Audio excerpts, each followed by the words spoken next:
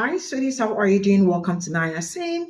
And thank you all so much for all the love and support. Hope you all are doing good. You all know that it's been a lot of tension going on between Palestinians, Arab communities, and people that look like me, right? Now, you all already know that it's been Congress that has been going on in DRC. And you know what? The truth is that pro-Palestinian delegates will not get speaking slot at convention, and they are not liking it. They are also agitating, like, why is it that they are not getting slots to speak? Now let's talk about them not getting slots to speak. You all understand that you cannot withhold your support from me and at the same time want my support. I don't know if that makes sense, right? Now, a lot of people have their opinion on why is it that like they are not giving them slot to speak, and some people think that it is not good enough, or like it's not like democracy, like not giving them slots. And somewhere like, if you think you want to win this election, you have to give them slots to speak because we are practicing democracy, and we are also agitating that you free Palestine. And I am sorry, I am going to start by saying free Black people, free Congo, free Haiti, free Sudan, free all of them. Let's get into this video. Now, before I address this, I want you to understand something. There is no universe in which I am going to stand idly by and do nothing while Donald Trump has a possibility of getting back into the White House again. There is no universe in which the matchup between Kamala Harris and Donald Trump takes place that I will not use my considerable influence with my family and friends to get them to support and vote for Kamala Harris. I can say that and say the following also. Pro-Palestinian delegates will not get a speaking slot at the convention. Do I like it? No. Do I understand it? Yes. Representatives of the uncommitted delegates to the convention who have been withholding their support for Vice President Kamala Harris to protest the Biden administration's staunch support of Israel amid the war in Gaza. Now, understand that these delegates that are uncommitted because they have withheld their support over this issue have been pressing for one of several speakers to be allowed to address the delegates about the devastation in Gaza. I said when I saw this happening in the primary in Michigan that it was a bad strategic idea at the time. And it became a worse strategic idea when on August the 6th that Kamala Harris secured 99% of all the delegate votes possible. She only needed 2,350 to secure the nomination, and she got 4,567. And you all held out and didn't understand that that would not get you a place on that stage. There is not a universe where I do not support the liberation of Palestine either. But some of you all are not listening to Black people as we explain to you all how we have had to navigate this system for the past 400 years. Do we like the way we have to navigate it? No, but we have studied white people and the government long enough to know it better than it knows itself. And your decision to withhold your support from Kamala Harris after she has secured 99% of all delegates did not put you in a position of power. And you elected this strategy in the face of Kamala Harris saying the following before the convention. And given the immense scale of suffering in Gaza, there must be an immediate ceasefire. And she has been consistently on that message, even during rallies. So let me say, I have been clear. Now is the time to get a ceasefire deal and get the hostage deal done. Now is the time. And the president and I are working around the clock every day to get that ceasefire deal done and bring the hostages home.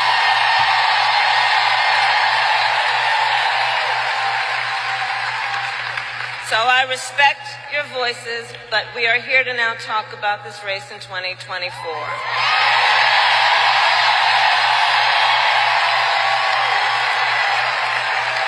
And that is why you strategically made a bad decision to withhold your commitment to Kamala Harris as a means of blackmailing her to get on that DNC stage, when the DNC convention is about the election in 2024. It was announced 2 days ago that Secretary of State Anthony Blinken had gotten Israel to agree to the United States-backed proposal for a ceasefire, and they're waiting for Hamas to do the same. And let me say, in the words of my grandmother, I don't trust Benjamin Netanyahu as far as I can throw him. And I know he's using this time that he is waiting on Hamas to allegedly respond to said proposal to continue bombing Gaza.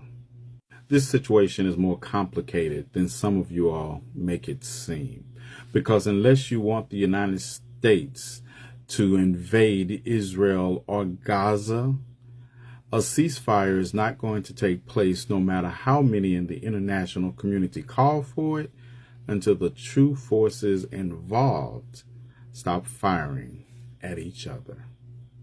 And trust me, as I watch civil war ravage Haiti, the Congo, and the Sudan, I understand that reality quite well.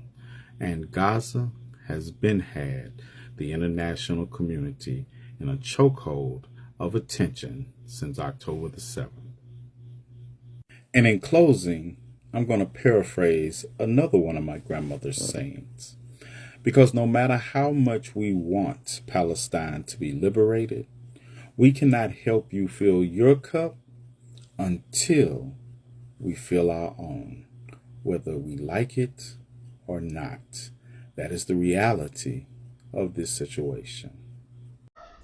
If the DNC does not allow for a Palestinian American to speak at this convention, I think they're going to be linked into the hypocrisy of democracy. I'm very tired of the empty signifiers of talking about freedom and diversity and all this other shit, and you not allowing for a Palestinian American to speak. So not only will you not give a ceasefire, you can't even give us the symbolic gesture of allowing for them to speak. I think that speaks volumes of what actually the shit is about. You know what I'm saying? That what actually the campaign is about. And if we talking about nobody being above the law, if we talking about making sure all voices are lifted, you have to be very intentional about lifting Palestinian voices. Right now, there's a lot of black people that's eating sleep for dinner.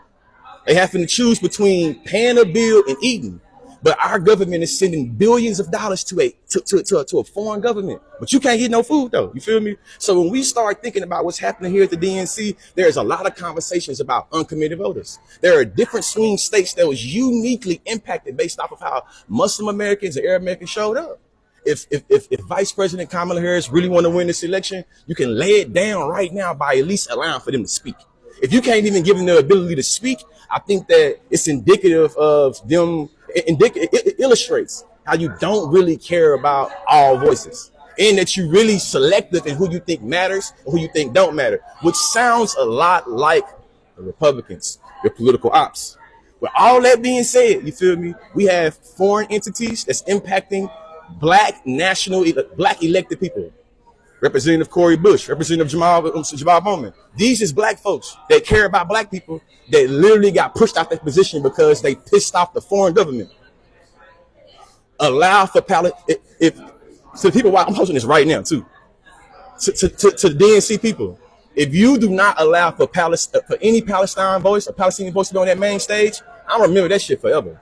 I'm gonna remember forever, and I'm gonna think y'all flood they shit, they flush down toilets. It's empty signifiers, and we don't want those no more. Education is elevation. DNC, you got an opportunity. Is you gonna take the opportunity or not?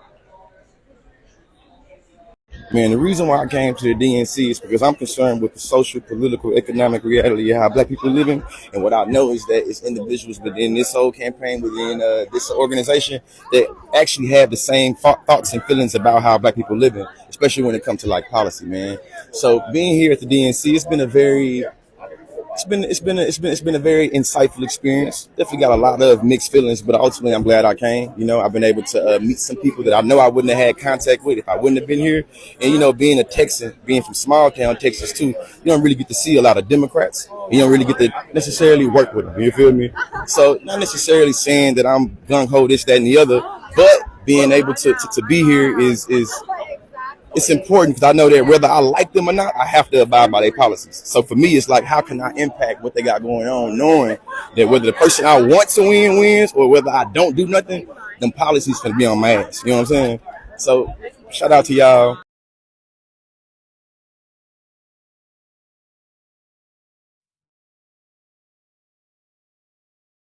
So this is all I got from this video, and we all can always agree to disagree, right?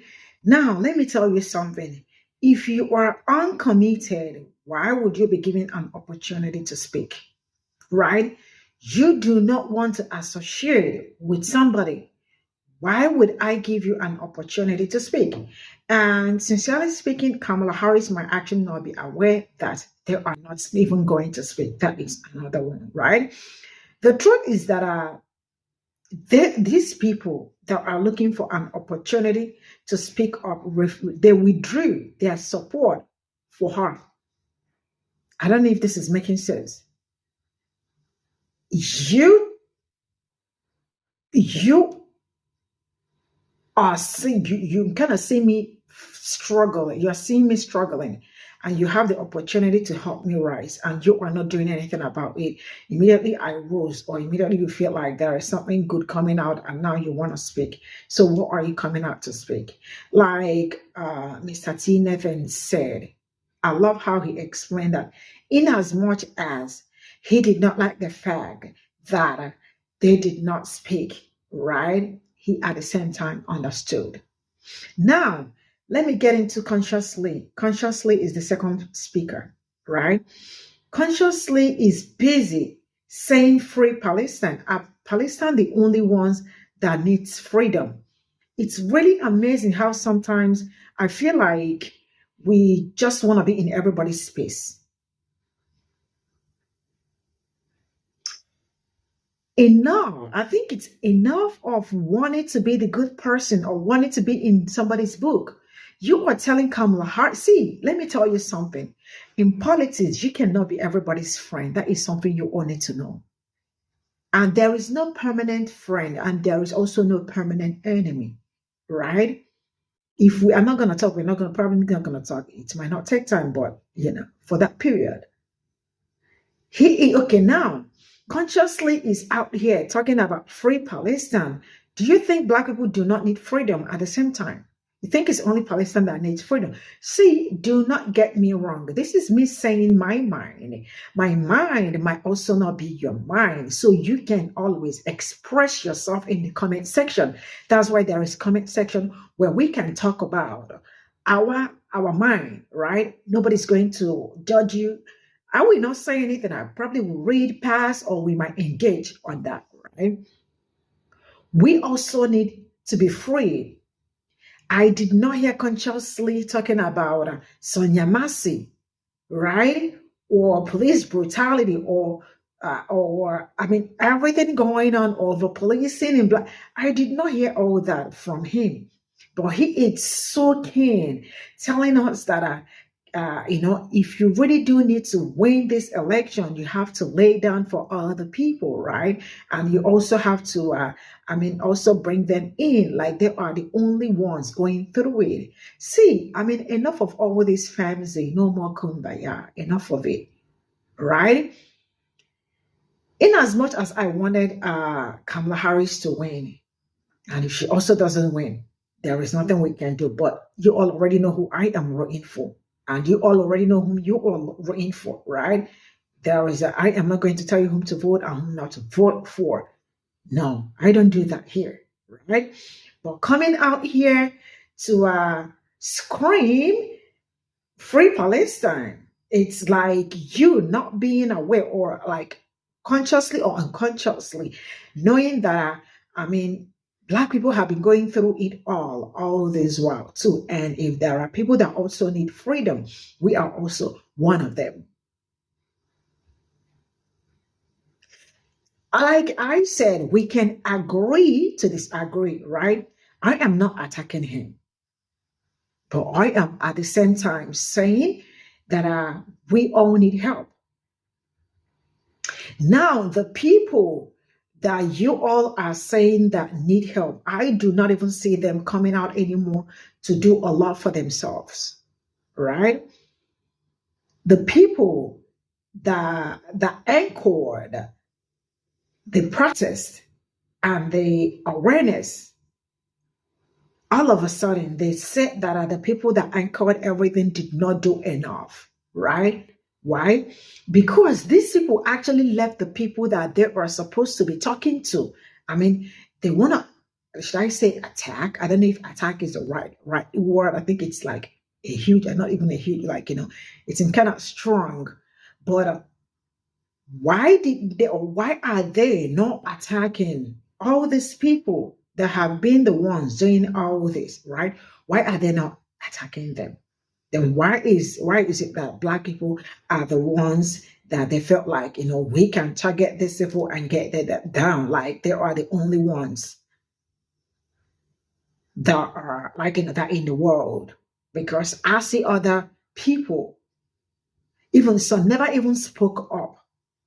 Some said they are not even said they are not intellectually smart to talk about politics.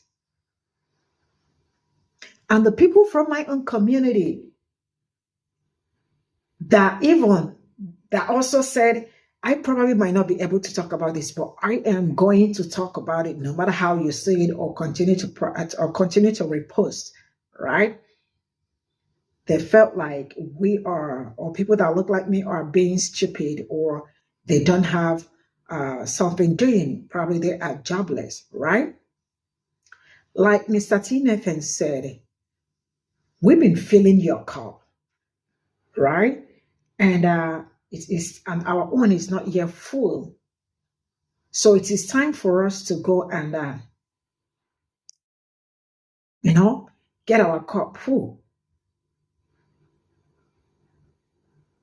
And now we are the bad people, because even the people that were told it's time to go and take care of our own community are not even coming out to ask us what is going on in your community.